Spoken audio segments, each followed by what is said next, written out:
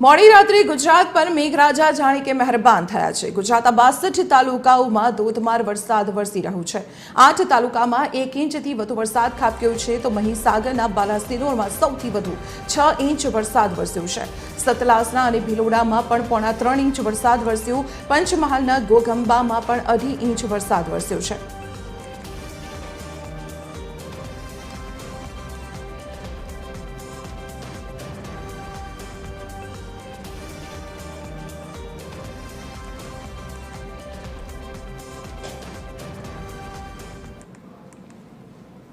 समाचार महीसागर जिल्लाथी અહીં ધોધમાર વરસાદની જાણકારી સામે આવી રહી છે। મહીસાગર જિલ્લામાં મેઘરાજાએ કરી છે ધમાકેદાર બેટિંગ। બાલાસિનોરમાં ખાસ કરીને આબ ફાટ્યા જેવી સ્થિતિ સર્જાઈ છે। બાલાસિનોર તાલુકામાં પોણા 6 ઇંચ જેટલો વરસાદ નોંધાઈ ચૂક્યો છે।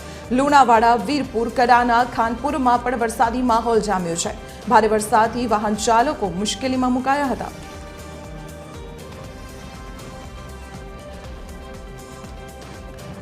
ત્યારે સંવાદદાતા તેજવંત અત્યારે આપણી સાથે ફોન લાઈન પર જોડાયેલા છે। તેજવંત, બાલાસિનોરના કયા કયા વિસ્તારોમાં વરસાદી માહોલ જોવા મળી રહ્યો છે?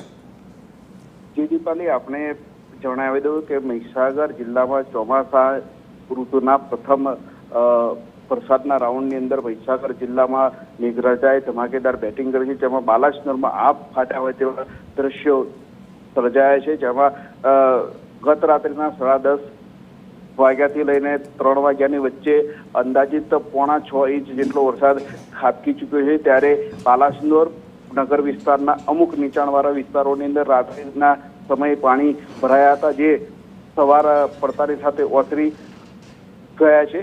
સાથે સાથે જિલ્લામાં લુણાવાડા, વીરપુર, કડાણા અને ખાનપુરની અંદર પણ વરસાદી માહોલ જોવા મળ્યો છે। જે તેજવંત, આભાર માહિતી આપવા બદલ। તો બાલાસિનોર જિલ્લામાં અત્યારે વરસાદી માહોલ જામ્યો છે। રાતના 10 વાગ્યાથી વહેલી સવારે 3 વાગ્યા સુધી અનેક વિસ્તારોમાં ધોધમાર વરસાદ વરસ્યો, જેના કારણે વાહન ચાલકો મુશ્કેલીમાં મુકાયા।